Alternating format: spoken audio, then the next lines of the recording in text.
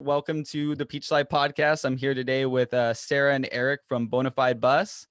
Oh, So guys, thank you so much. I'm really happy you're able to join me. I've been kind of keeping up with your guys' channel since the very beginning, since you guys started. We got a plane overhead. Okay, I was like, is that a foghorn or a? That's cool. Are you guys close to an airport? We are Yeah, very close we to an are. airport. That's cool.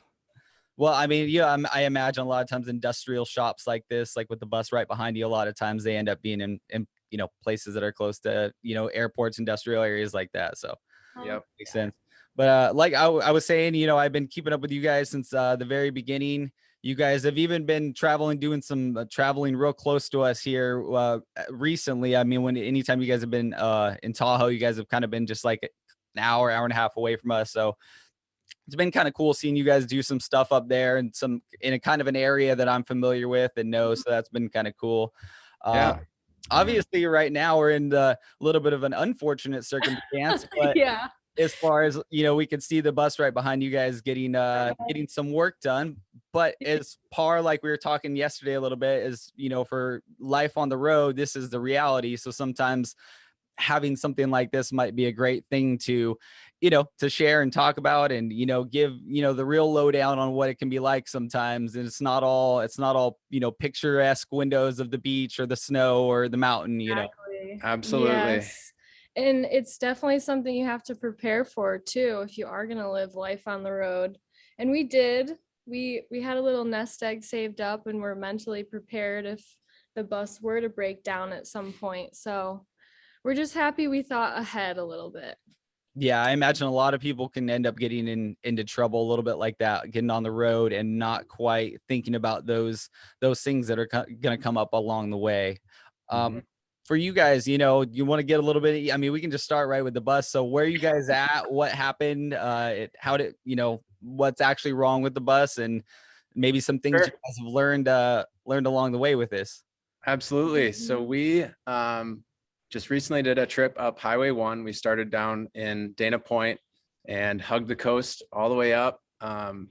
Incredible trip. It was so beautiful. We were just riding the highest wave the entire coastway up and having the time of our lives. Yep. So we made it into Mount Bachelor and did a couple of days of skiing. And I went to move the bus because I hurt my ankle doing whatever, snowboarding. And I wanted to be being a little dumb, a little reckless. Wanted to be closer to the like showers and area. So I went to start the bus up after a couple of days and go to turn it over and got absolutely nothing. It kind of sounded, from what I gathered from shops and sending them a video of the noises we were hearing, sounded like a starter. So we weren't too worried. And then it just so happens that this is the busiest time of year for towing problems going wrong in Oregon or maybe the country. Yeah. Who knows? But there wasn't a shop. We called around all day. Yeah, and we were sitting there for 2 days, calling people, trying to get somebody to take us. And they were estimating like, oh, we can fit you in June. We're like, well, we're sitting in the Mount Bachelor parking lot and we can't kind of get to live the store. It's 20 degrees at night. And go ahead. Long story short, we got a call from a shop out of the blue. We were going to be towed to Eugene, which was about 150 miles from the mountain. Because you guys are close to Bend, right? Exactly. So we were trying to find a shop here.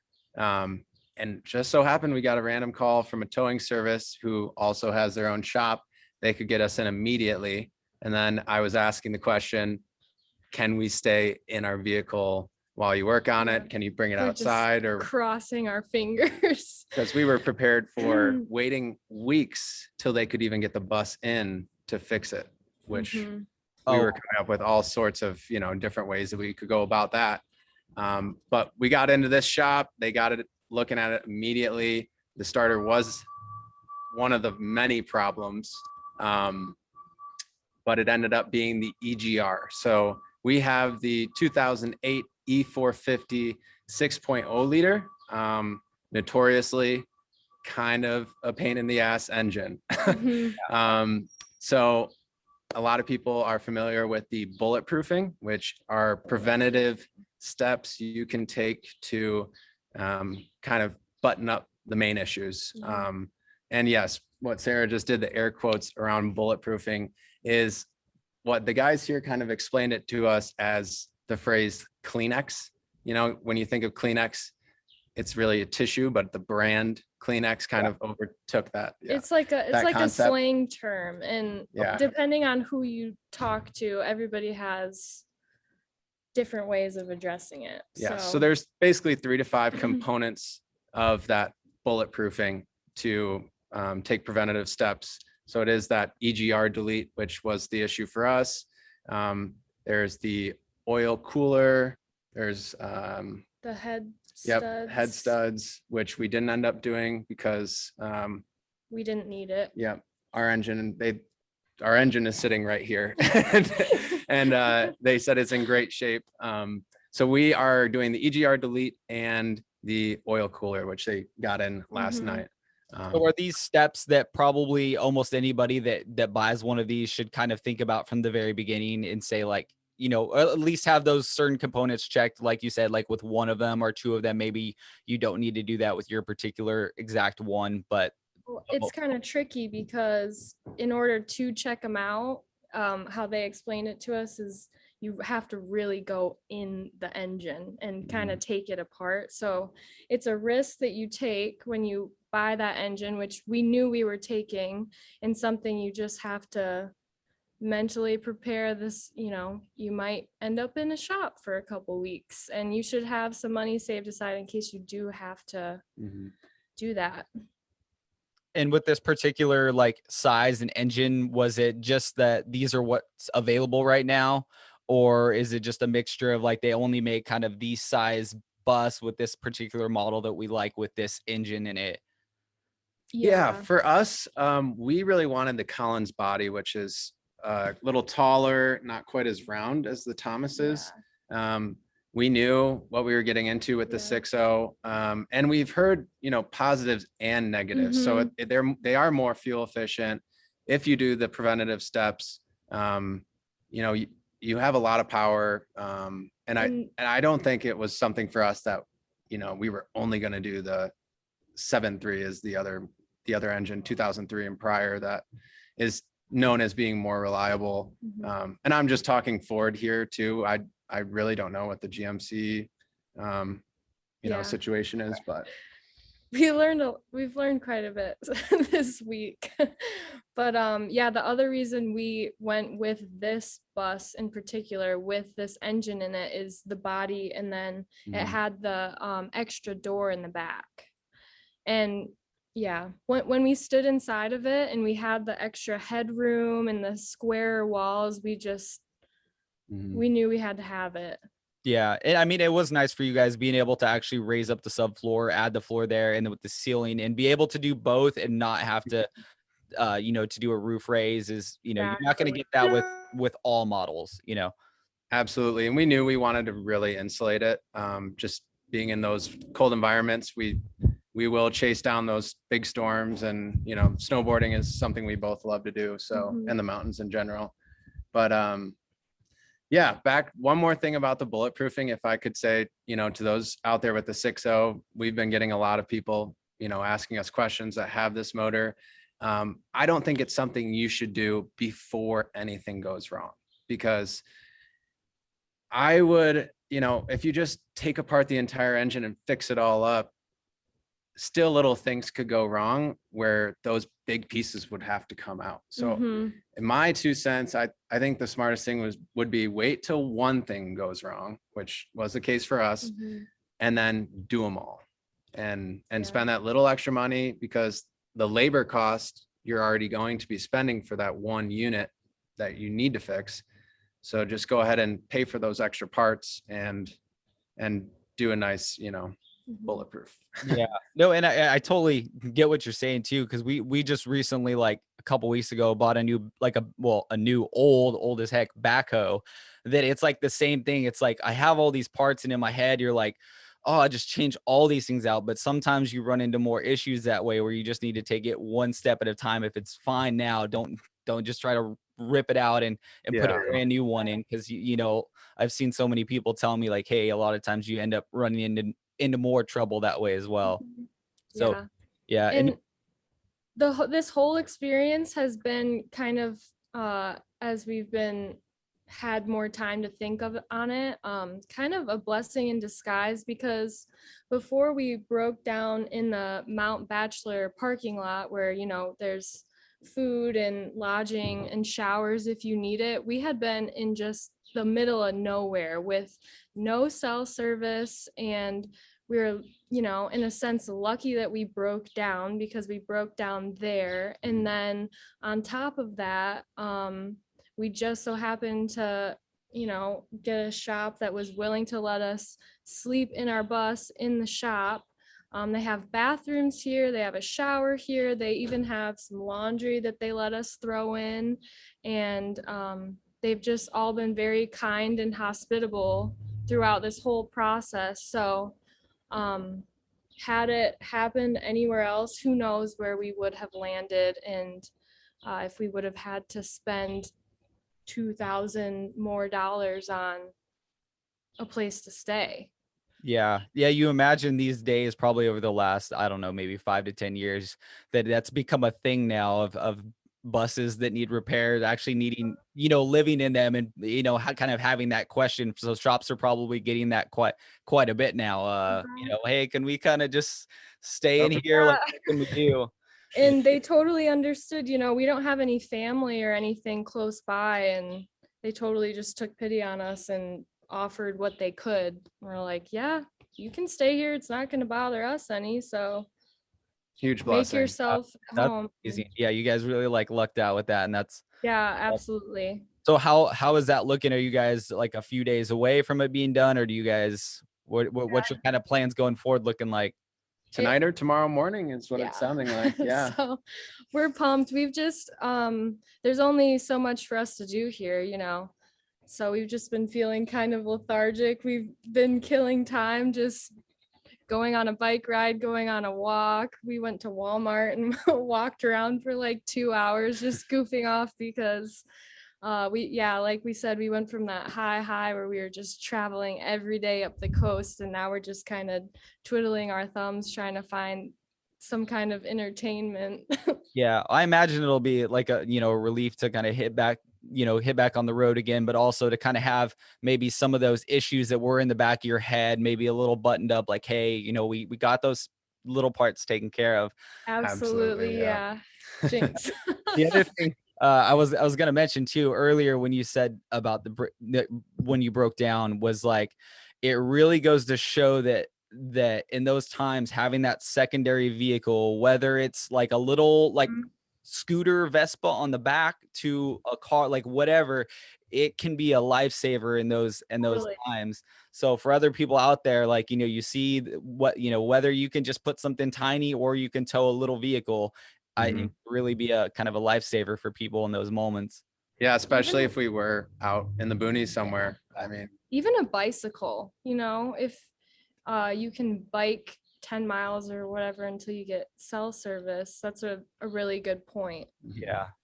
Yeah, some that just anything, yeah, anything to be able to get yourself, because you know that's like us as well right now, is when we're on the property until we get the internet connected and then to connect the cell to that, like there is no service. So it's kind of always trying to do that, as well as like, you know, make little trips back, you know, over to like the store that's a couple miles away to like just get service check, make sure things are okay. But you know, you in today's world, you kind of have to think about that cell service problem, and because everything is so reliant on it.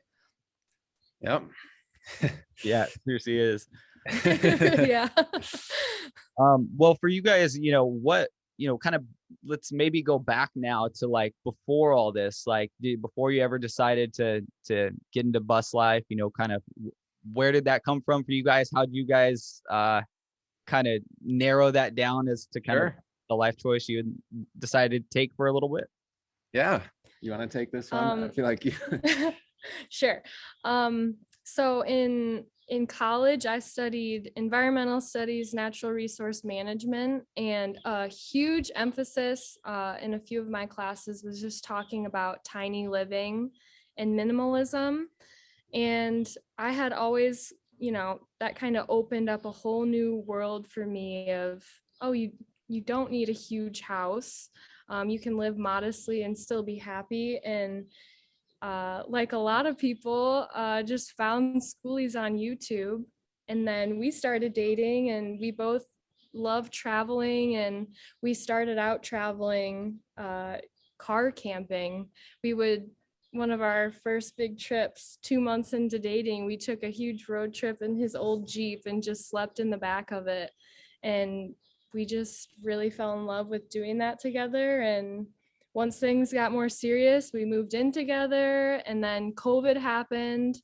I lost my job, and we kind of just looked at each other one day and were like, this is the time. Yeah. Now or never, this, even though everything's happening, maybe this is some kind of sign, and we just dove in. Yeah, I love seeing so many of those stories that I've talked to people that was just that little, all it took was that little bit of shift Yeah. to shift to their normal everyday life for them to go, you know what? Things are already changing anyway. Let me Mhm. make this other jump while I can. Yep. Absolutely. It was totally like another one of those blessings in disguise, and it just gave us that push. It seems like that's a trend, on your podcast, is hearing people, this happened, so we just said, let's do it. And for us, that Mhm. thing was COVID, and, kind of realizing that, Sarah wasn't working. I lost a lot of clients. We had a lot more free time on our hands. And, we were to the point where we were worried about not making rent and, thinking 3 months in advance and, or more. And it was just the time we started Yeah. looking and found And this one. and we're young, but life is still short, and Mhm. we just want to spend our time doing what we want to do. Yeah. Yeah. And you like you guys said, when you have those little bits of changes and you're just like, and I mean, obviously it sounds like you guys had already had a little bit of inkling of what you guys wanted to do. So just making that jump. So when you bought the bus, from the moment you guys bought the bus till the moment you guys were living in it, about how long was that? That was about 6 months, Mhm. but we didn't start working on it until about 3 months after we bought it. Yeah, Okay. we still had our Mhm. lease to finish out in Mhm. San Diego, and we were living with some of our closest friends, so we weren't gonna just leave them stranded. And Mhm. so it took us about 3 months of build time to actually live in the bus. Okay. And where'd you guys do the build at? My parents' house Which is in Michigan. in Oh, Michigan. okay. Yeah. So we bought the bus in San Diego. We bought it in San Francisco, drove it back down to where we were living at the time, and then um, brought all of our roommates back to Michigan with us in the bus. We did a Okay. whole You road guys trip with them, and then we started building. And Oh my gosh. the whole sorry, flock of We birds. have there were bird some attack. birds attacking.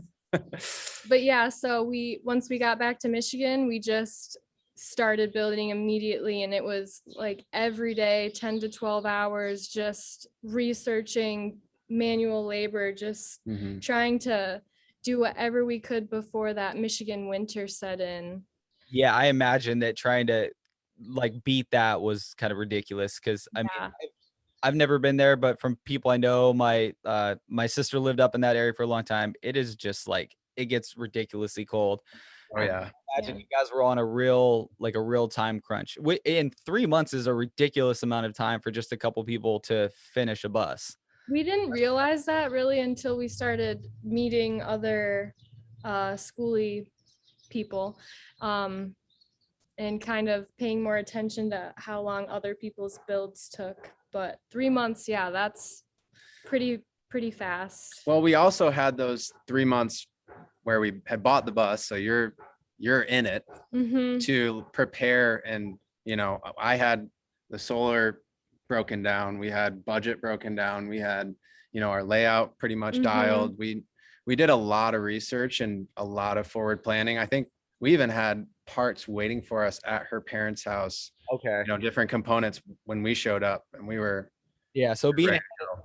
being ahead of the game like that, that's one of the things we've actually been doing over the last like 3 or 4 weeks is since we knew we were going to be building, the cabin up there within this year, we've been on like the lookout for basically all the inside stuff, everything from flooring, fridge, microwaves, ovens, stoves. Mhm. Because we knew in advance, we've almost paid nothing or like a tenth of the cost for stuff, like even stuff like that's brand new from like Habitat for Humanity. So we've probably furnished the entire inside or almost the entire inside of like an 800 square foot house for like $1,500. Wow. Wow, Rather that's than, awesome. it takes usually like 15,000, 10 to 15,000 worth of stuff. So just being on the lookout in advance and knowing what you're kind of planning for can just make the price and the price and the time, because that's usually Yeah. where you're trying to mix. So by you guys setting yourself up in advance, having the plans, having the components, having things already there. Now with COVID being kind of in the middle of that, how was some of that with shipping and getting things? Because that was Yeah, that was uh, tough. Yep, we definitely had a lot of delayed shipping. We tried to minimize, our trips to the store as much as possible too. We were buying in huge bulk, and then at the end, we'd return a bunch if we had Mhm. to. We just would overbuy, and thankfully we live in a pretty small town, and Yeah, my parents' house was a 5-minute drive from a huge, what do you call it? Menards, it's just a hardware chain out by us. If but- you guys have Menards, but a Yeah. home improvement store. Yeah. And yeah, we bought a bunch of stuff, and when we were done building, we returned everything, and I think we had like what, 500 $500 worth of returns. that doesn't surprise me at all. From building this thing, I know that like afterwards, I probably had a couple $100 just of stuff that I decided not to return because I knew I needed again some like different insulation stuff from some different like that like roof tar paper, just a bunch of different stuff that I knew I'd need again probably pretty soon. But yeah, so some of those things I just bought like the biggest roll, knowing I'm Yep. over and over. So now, did you guys have any building experience going in? We had zero electrical, zero plumbing. I wouldn't even call it carpentry Yeah. experience. I We had both took wood shop rough, in high school. rough building experience.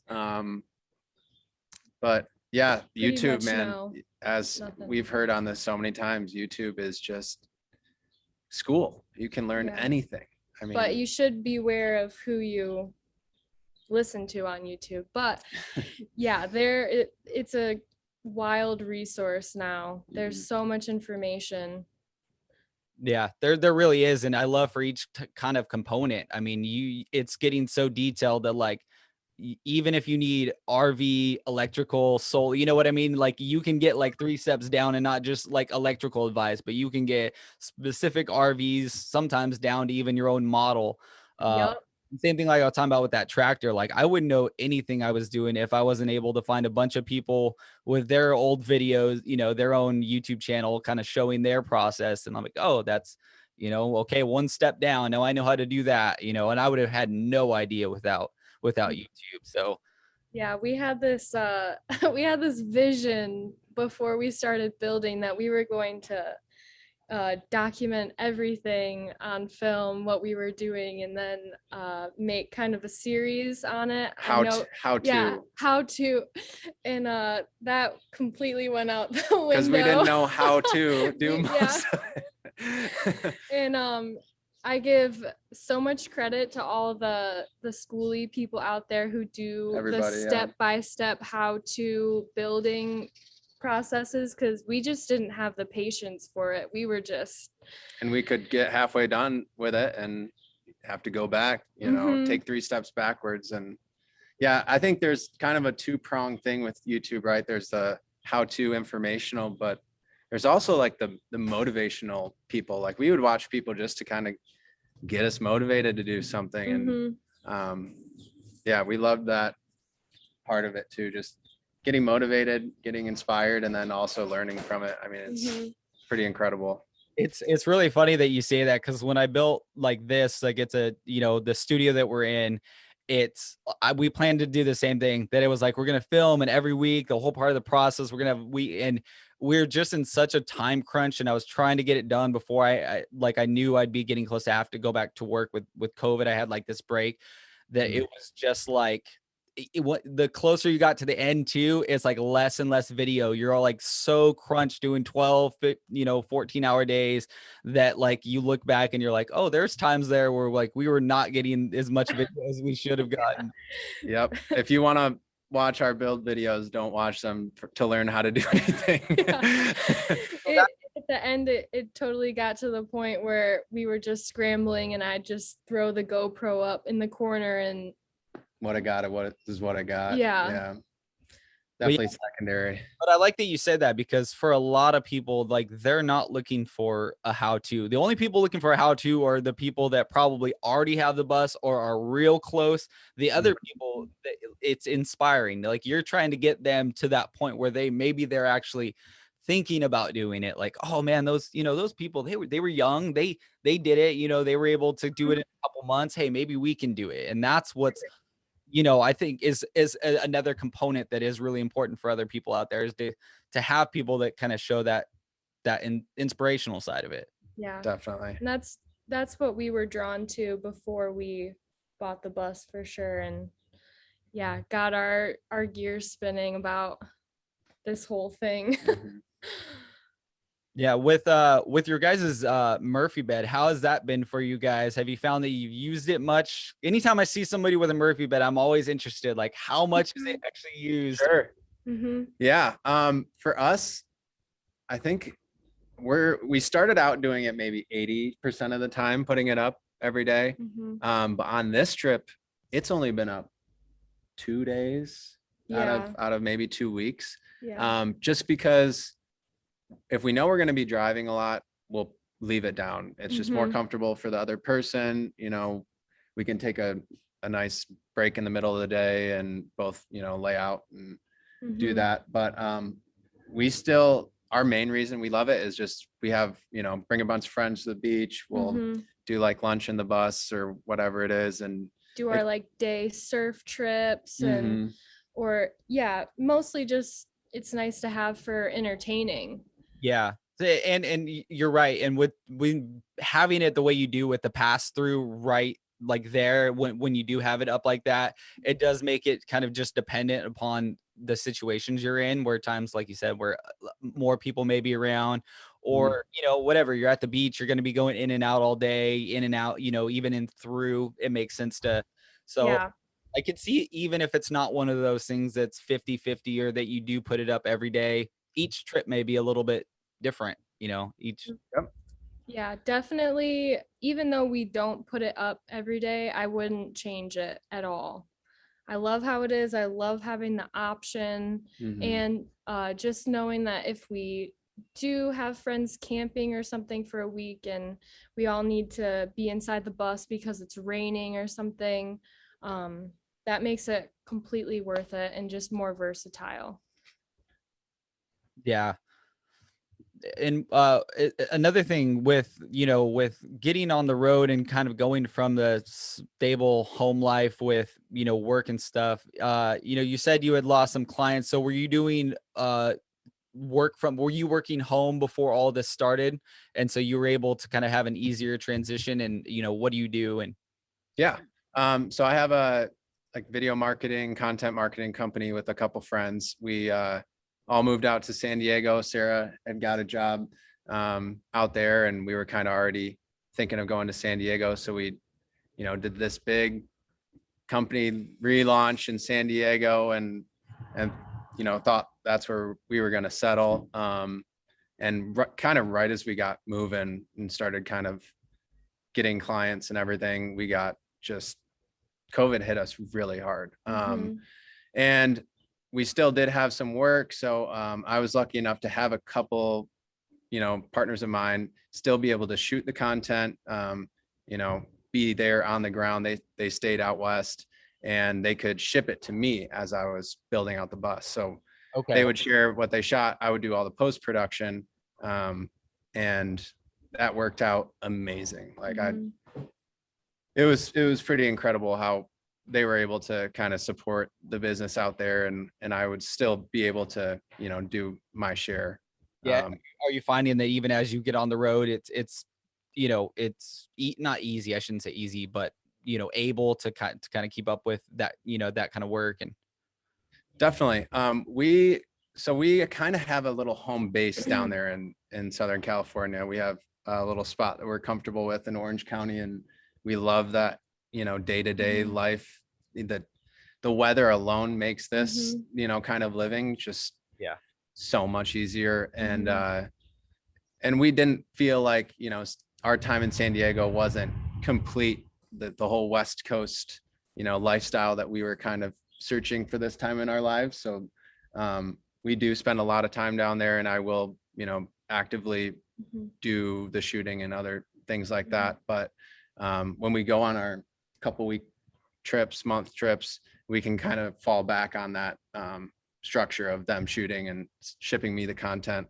Mhm. And it's all great except for the Wi-Fi, because I have to send and receive huge files. Yeah. So we're still figuring that out. But yeah, it Yeah, kind of works great. still asking Elon, can we put our Starlink on our RV? Like he's just That's he needs to fix that part next. Which knowing Yeah. knowing him, he sure he'll figure out a way to. that's what I'm praying for. We were talking about that last night. Yeah. I know we're like a couple days away from ordering ours too. We just had to get like a final thing closed, and then we can order. I mean, I know it still takes a little bit to get to get it in, but that's something I'm super excited for. I can't wait to make a video about that when whenever we do. So let me ask you a question. It's in progress. You can sign up for it, pay for it, and Yeah, like a lot of channels. I mean, I'm trying to think. Even Trent and Alley, like they got theirs a little while ago, and they did like a whole setup and review. So a lot of people are getting them. It's when you type in your location, they'll tell you like how fast. I think from our location, it was like I think by the time I ordered it, it'll probably be there in like a month or so. So yeah, it's already up and live. People all over the world are already using it. I still think there was some question. I don't think it's quite yet usable with your rig, like a rig that's moving, but that shouldn't be any issue for them to figure out. yeah, That seems like a minor technical issue with that. sure. Mhm. Yeah, I know what I'm doing tonight. I'm Yeah. doing some research on that tonight. Yeah, but what have you guys tried to do? Like, as far as, are you guys using like any Wii Boost or certain types of cell boosters for your? No. We haven't done And that yet. No. yeah, we've heard mixed reviews about the Weeboo, so we're kind of hesitant to dive into that. But for the most part, when he has to send off a huge video file, we just go find Wi-Fi or go to a friend's house. Yeah, the hotspot will not support what I can do or what I need to do. Mhm. But hotspot, we do Netflix and Yeah. emails and stuff like that. And For the normal day today, the hotspot is Mhm. fine, but yeah, for sending off work and big projects, it's not cutting it. yeah, Which, as long as you're able to kind of schedule those things and plan them, it's, it's just like any other life. You still have work things, you still have priorities, you still, if you can live 4.5 days, out in nature where you want, and only have to spend a couple, going around doing kind of the everyday odds and ends stuff, like, hey, great, Yeah. great for that.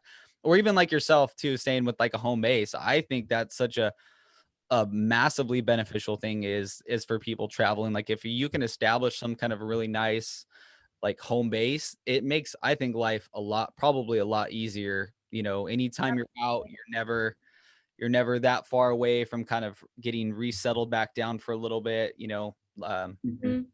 And it's really, we have a lot of friends there that really make it, home to us. So Yeah, what our day to day right now in our kind of home base looks like is we bought the California State Park Pass, and some people may not like this, but we bought the Universal State Park Pass. It was, I think, $195, $200. Mhm. And your unlimited state parks. They have, water fill-ups, they have bathrooms, they have coin showers that are great.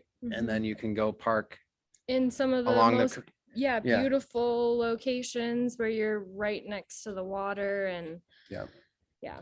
Yeah, California does have some really good resources like that. That's one I actually haven't heard a lot of people talk about. You hear about maybe a lot of the other ones, but as far as that, the California parks one, anybody, that spends any decent amount of time and, there's a lot of traveling to do in California, it might make sense to do that. Now, is that per year? Is it 195 every year? So I mean, Mhm. obviously you're gonna have to spend enough time in California each year to make it worth it. But Right. Yep. Which for us it was definitely worth the investment. Yeah, no brainer. Yeah. have you guys went with any of the other kinds of ones out there, like Harvest Host or Thousand Trails, anything like that? We haven't tried them, but we have heard good things about Harvest Host. Yeah. I Yeah. think we could definitely do that in the future, especially if we were planning a more extended, cross country trip. Yeah, like a way to be able to kind of plan some of those areas and get your stops along the way that you can. We're kind of notorious for just picking out what we want to see during the day though, and then just kind of winging it at Just night. start driving and hop on iOverlander, freecampsites.net, Yeah. all the good things. And We don't really plan yeah, to a T what we're doing. we have a tow truck coming in here, so heads up. For sure. What do you guys plan on doing right after you guys actually do leave here? Once you've given the keys to your freedom back, what are you guys gonna do first? So I have a couple big gigs that I do need to get back to in Southern California, but we might do a little detour and try to ride a couple days at Mammoth on our way down. But I wanted to see Crater Lake as well. Yes, We're yeah. really close to Crater Lake right now. Yeah, you guys all know I mean, you're so right on the way. You'd kind of be dumb not to check it out. That's probably one of my top 2 or 3 things that I still want to see. And being only like maybe 8 or 9 hours from it, that's probably my fault. I haven't seen it yet, but yeah, definitely. And then getting to it's always hard too as you're getting late to the end of the snowboarding season too. Is like, this, if I don't take it now, that might be my last chance for the year. So Yep. it's hard to not take that opportunity if it's there, because there's not too many more weeks. Nope. No. We also we recently met a new friend, Isaac. Schooliana is his schoolie account. He's a great guy, and he actually offered to come pick us up when we were stranded in the Mount Bachelor parking lot and everything. So hopefully if we do have enough time, we can go see him again. And yeah, we also have another friend in San Francisco. So we have a bunch of stuff to squeeze in before we have to get back for his gig, but we'll just see what we're able to do. Nice. That's awesome. Well, yeah, I hope that you guys are able to kind of get that all taken care of and make it, to all those things. And We'll guys, see. nothing but the best on your guys' journey so far. And Thank you. I'll continue keeping up with your journey along the way. And when you guys are passing through Northern California on your way down, stop by and say hi. Yeah, Cool. definitely. Awesome. Well, thank you guys. This is Sarah and Eric from Bona Fide Bus. Where can people find you guys at? At Bona Fide Bus. Yep. Instagram and YouTube are our main Yep. social medias. Sweet. It was awesome. Well, thank you guys so much, and we'll talk to you guys soon. Thank Thank you. you. Sounds good. Awesome.